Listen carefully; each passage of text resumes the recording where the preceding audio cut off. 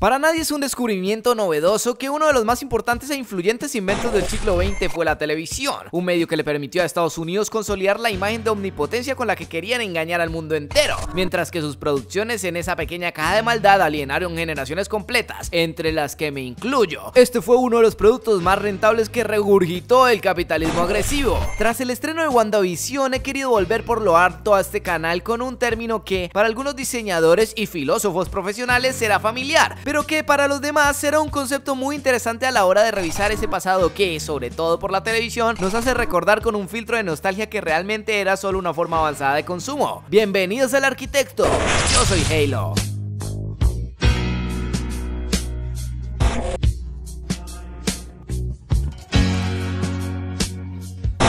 ¿Qué es realmente el arte? Esa pregunta que cada nuevo movimiento trata de reformular, reconstruir, deconstruir, rebatir o simplemente destruir. Es algo que probablemente nunca vamos a descubrir, porque como el ser humano mismo, el arte es algo en constante cambio, que muta, se adapta y se transforma a través del tiempo. Pero al igual que las personas, también es cíclica y poco novedosa a la hora de ver el fondo y subtexto de sus diferentes discursos. Este fue el caso de cada una de las diferentes décadas del pasado siglo XX, las cuales años de productos américo-europeos se han esforzado en categorizar por estéticas que difícilmente varían si se ven desde una visión más objetiva. ¿Alguna vez te has preguntado cuál es la diferencia entre el muy famoso por estos años cyberpunk y el movimiento moderno de las artes y la arquitectura? ¿O el steampunk y el modernismo en sí? ¿O el dieselpunk y el art deco? Si vas a los conceptos, actualmente tenemos muchas categorías para clasificar géneros que fácilmente pueden ser confundidas con corrientes artísticas, porque las personas que no han educado su conocimiento en la historia del arte creen que la aparente uniformidad estética y un nombre extravagante es lo mismo que un movimiento artístico o un estilo representativo para los artistas, y es por esta razón que quise hacer este video explicándoles el concepto de zeitgeist, aquel que utilizan en la moda, las tendencias y las manías como un término perfecto para separar estos subestilos producto del populismo y no de los grandes creativos de la historia. La palabra zeitgeist es un término generalmente asociado al filósofo alemán precursor del idealismo como movimiento, Georg W.F. Hegel, y significa en alemán el espíritu de la era. No vamos a abordar la verdadera carga filosófica en la que el término fue acuñado, porque hoy nos compete hablar sobre cómo los diseñadores de todo el mundo lo usaron en el pasado siglo para identificar modas que se disfrazan de movimientos para las personas del común, que al final eran los principales consumidores y nicho al que estos atacarían para vender sus productos. La diferencia entre lo considerado zeitgeist y lo que sí es un movimiento es la misma diferencia que podemos encontrar entre algo considerado artístico como para estar en un museo y algo meramente artesanal. No me malentiendan, más adelante les explicaré para los que saben específicamente qué es zeitgeist lo que es, pero por ejemplo, por ahora, nadie duda que las pinturas de Bob Ross de paisajes pueden llegar a ser muy bonitas y seguro es un buen profesor para iniciar a representar entornos a través de lienzo y óleos. Pero guardando las proporciones de impacto académico, cualquiera de estas simpáticas pinturas están demasiado lejos de ser, por ejemplo, El caminante sobre el mar de nubes, del maravilloso Caspar David Friedrich, uno de los más importantes pintores del romanticismo del siglo XIX. Ambos son, entre comillas, pintores del lienzo al óleo que hacen paisajes para una persona que no conoce de historia del arte, pero las pinturas de Bob Ross solo tienen un valor popular y nada le han aportado a la historia del arte, diferente a lo que hicieron por la industria que fabrica tubos de pintura en los años 80 y 90, cuando a través de su programa de televisión popularizó la práctica de pintar paisajes. Para entender mejor el zeitgeist hay que conocer un término que usan en los países de habla inglesa, fad, con D. La traducción oficial sería moda, pero fad no se refiere directamente a la ropa, sino más bien a aquellas manías masivas que nacen en algún momento y asimismo mueren con igual velocidad. ¿Recuerdan cuando todos usaban en el colegio esos pequeños brazaletes de colores hechos de caucho barato? No, esperen, les tengo uno mejor: los spinners. A eso se le podría llamar fad, la moda absurda que por alguna razón se toma la cabeza de las personas durante un tiempo limitado y que luego todos se preguntan por qué razón siquiera caímos tan bajo. Si quieren una definición personal que le doy a zeitgeist, para mí es esa combinación de diferentes fads a través de una década o movimiento popular, sobre todo a través del siglo XX y XXI. Tras la industrialización, la sociedad humana cambió radicalmente frente al arte. El nacimiento de industrias alrededor de la pintura, la escultura o la música desdibujó bastante la línea que separara lo que tenía un valor real y lo que era solo un nuevo engaño popular de moda que tal vez luego se nos olvidaría. Por esa razón, a finales del siglo XIX, en todas partes del mundo empezaron a generarse movimientos artísticos que querían reinventar su respectivo medio, con el fin de desvincularse a la creciente demanda por parte del público a la hora de consumir productos en masa. Los constructivistas como Tatlin, por ejemplo, exaltaban y ridiculizaban al mismo mismo tiempo esta agresividad industrial de su época, haciendo collage que usaban precisamente los mismos elementos con los que estaban creando las nuevas ciudades del futuro. Los vanguardistas del dadaísmo como Marcel Duchamp usaban elementos como orinales o retretes para representar el vacío de una época que apenas iniciaba. Pero todos esos fueron movimientos artísticos, imbuidos por el zeitgeist, pero no el zeitgeist en sí. Por el contrario, estos artistas lo atacaban en su respectiva época o lo usaban en su propia contra a través de la ironía. El zeitgeist es un buen nombre que se le puede dar a los pseudomovimientos que vinieron posteriormente y que nacieron de que Estados Unidos se tomara muy en serio el capitalismo agresivo durante el siglo XX, porque este país usó muchos medios para popularizar a gran escala los diferentes fads que enloquecían a su poco educada sociedad. Si hasta este momento no has entendido bien cuál es el concepto de zeitgeist, voy a ayudarte usando uno de los más importantes fads que conformarán nuestro futuro zeitgeist cuando los diseñadores del 2050 quieran que algo se vea como a principios del siglo XXI